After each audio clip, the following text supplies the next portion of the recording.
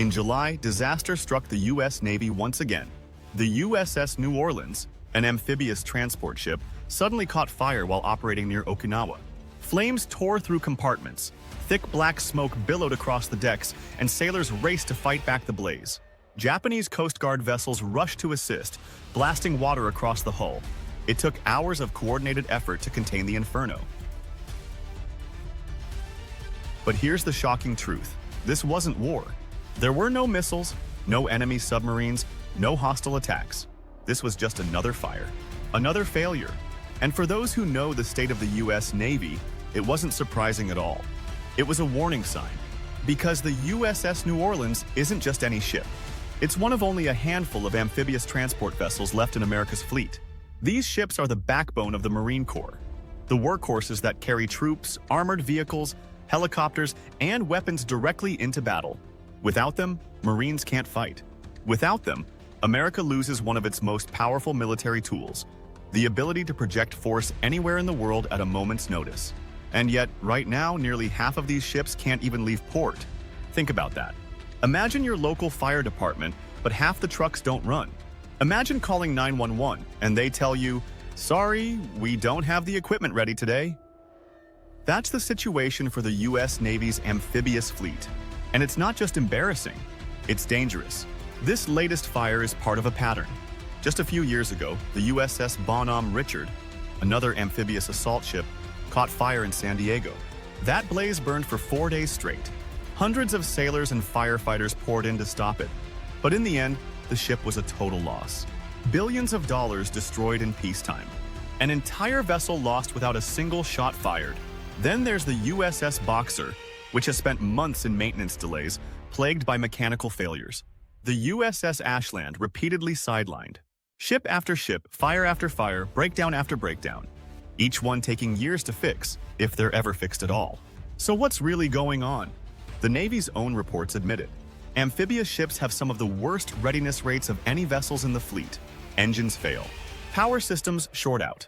Fires break out in aging compartments.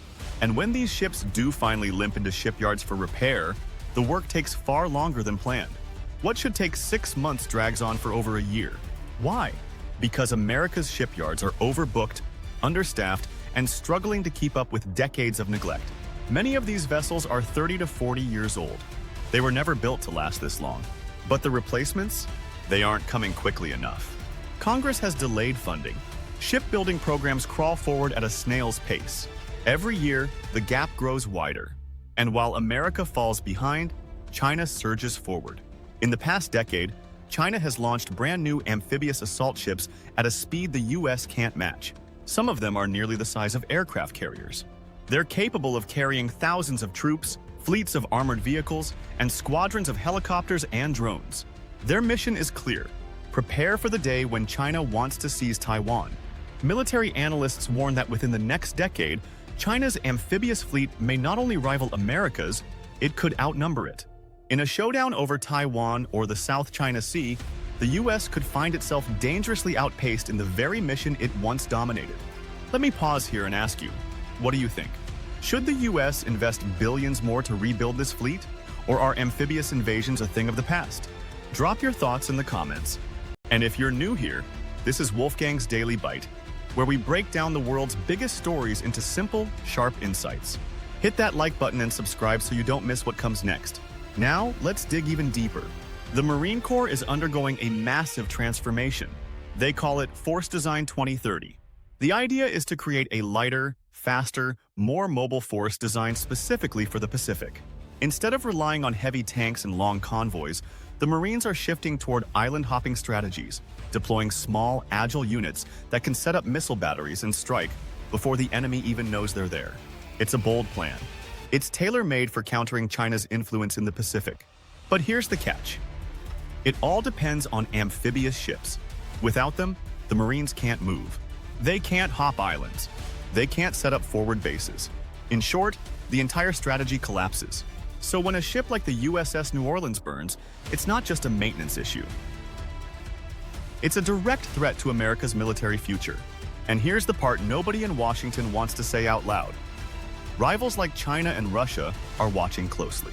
Every time an American warship burns at dock, every time a vessel sits in repair yards for years, they take notes. They see weakness. They see vulnerability. And they prepare to exploit it. Think about this. In World War II, the United States launched over 1,200 major combat ships in just 4 years. Entire fleets were built from scratch. Compare that to today, where building a single new amphibious ship can take a decade. What happened to that industrial might? What happened to that urgency? The answer is complicated. Bureaucracy, politics, budget battles, and the decline of America's shipbuilding base. But the result is simple. The Navy is falling behind. And this isn't just about ships.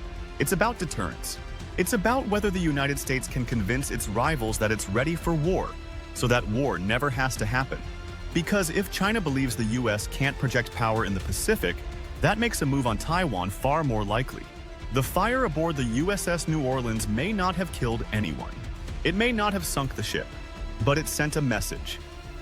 America's amphibious fleet is fragile, underfunded, and dangerously close to collapse. So the question is, will the US act now to fix it? Or will it wait until the next crisis, when it may already be too late? Before you click away, I want to hear from you.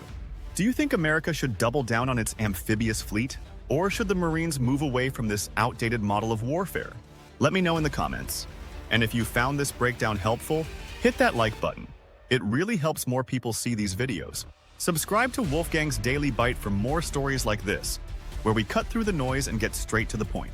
And share this video with a friend who loves history, military strategy, or just wants to understand what's really happening in the world. Because the truth is, the next naval crisis isn't decades away. It might already be on the horizon.